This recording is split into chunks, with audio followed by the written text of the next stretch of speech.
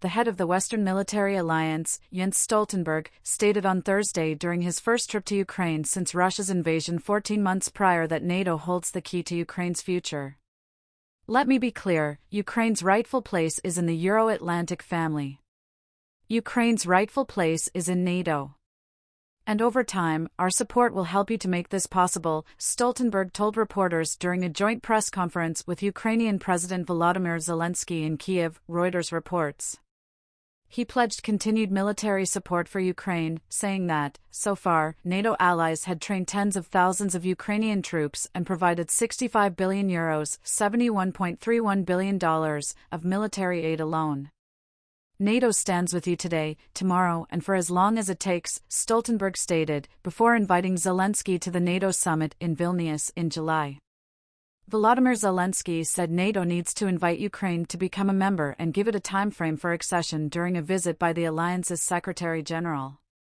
The Ukrainian president told a joint news conference in Kiev with NATO chief, Jens Stoltenberg, that a NATO summit in Vilnius in July could become historic and that he had been invited to attend. I am grateful for the invitation to visit the summit, but it is also important for Ukraine to receive the corresponding invitation, he told reporters, according to Reuters. There is not a single objective barrier to the political decision to invite Ukraine into the alliance, and now, when most people in NATO countries and the majority of Ukrainians support NATO accession, is the time for the corresponding decisions. Following an assessment of the fleet's combat preparedness, the admiral of the Russian Pacific Fleet has vacated his post. ADM Sergei Avakiants resigned from his position as commander on Thursday when it was revealed he will be in charge of a brand new facility for patriotic education and military sports training. Units from the Pacific Fleet had been participating in inspection drills that the military minister, Sergei Shoigu, had announced the previous week.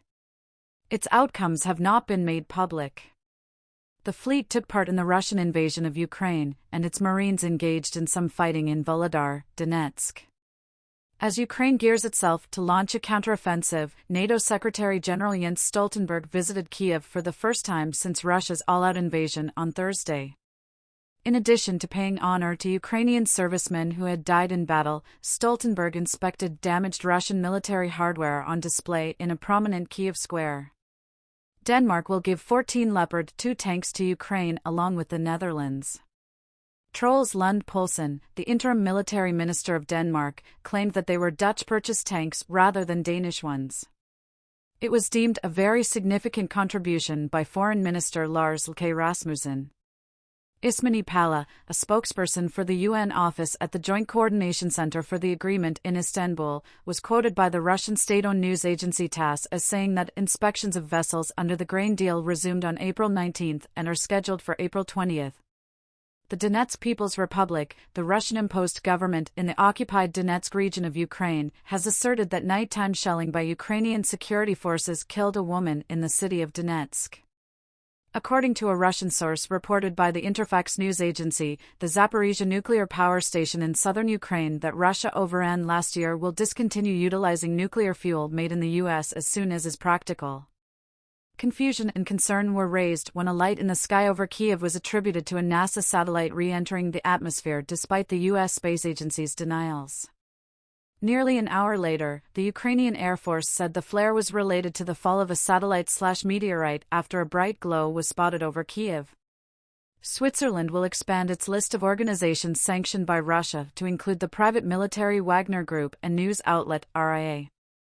The Institute for the Study of War, a U.S. research tank, notes in its update today that Russia's Federal Security Service, the FSB, appears to be carrying out a large-scale overhaul of domestic security organs. According to the ISW, the update appears to be connected to data leaks to Ukraine.